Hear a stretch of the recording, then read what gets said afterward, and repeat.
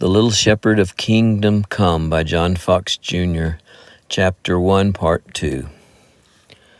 Just above him and across the buck antlers over the door lay a long flintlock rifle, a bullet pouch, a powder horn, and a small raccoon skin haversack hung from one of the prongs, and on them the boy's eyes rested longingly. Old Nathan, he knew, claimed that the dead man had owed him money, and he further knew that old Nathan meant to take all he could lay his hands on in payment. But he climbed resolutely upon a chair and took the things down, arguing the question meanwhile. Uncle Jim said once he aimed to give this rifle gun to me. Maybe he was fooling, but I don't believe he owed old Nathan so much. And anyways, he muttered grimly, I reckon Uncle Jim would kind of like for me to get the better of that old devil, just a leetle anyways. The rifle, he knew, was always loaded, and there was not much powder in the horn, and there were not more than a dozen bullets in the pouch. But they would last him until he could get far away. No more would he take, however, than what he thought he could get along with, one blanket from the bed, and from the fireplace a little bacon and a pone of cornbread.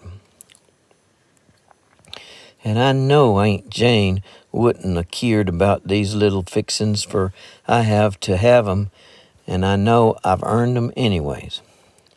Then he closed the door softly on the spirits of the dead within, and caught the short deerskin latch string to the wooden pin outside.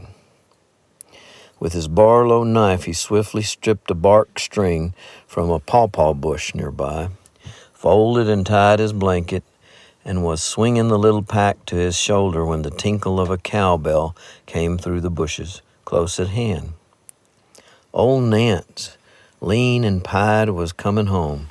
He'd forgotten her, and it was getting late, and he was anxious to leave for fear some neighbor might come, but there was no one to milk.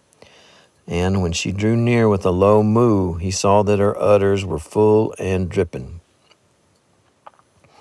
It would hurt her to go unmilked, so Chad put his things down and took up a cedar piggin from a shelf outside the cabin and did the test thoroughly, putting the striplings in a cup, and so strong was the habit in him, hurrying with both to the rude spring house and setting them in cool running water. A moment more and he had his pack and his rifle on one shoulder and was climbing the fence at the woodpile. There he stopped once more with a sudden thought, and wrenching loose a short axe from the face of a hickory log, he staggered under the weight of his weapons up the mountain.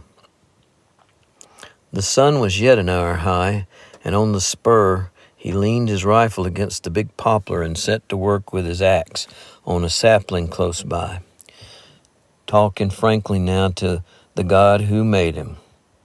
I reckon you know it, but I'm a-going to run away now.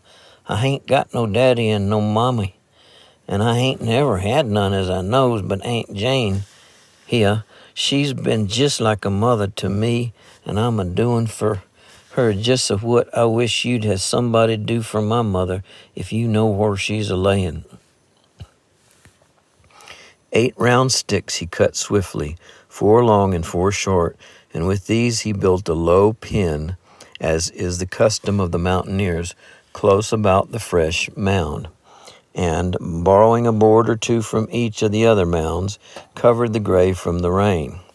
Then he sunk the axe into the trunk of the great poplar as high up as he could reach so that it could be easily seen, and brushing the sweat from his face, he knelt down. God, he said simply, I ain't nothing but a boy, but I got to act like a man. Now, I'm a-going now. I don't believe you care much, and seems like I bring everybody bad luck. And I'm a-going to live up here on the mountain just as long as I can. I don't want you to think I'm a-complaining, for I ain't. Only it does seem sorta curious that you let me be down here with me a carin' for nobody now, and nobody carin' for me. But thy ways is inscrutable, leastwise. That's what the circuit rider says. And I ain't got a word more to say, amen.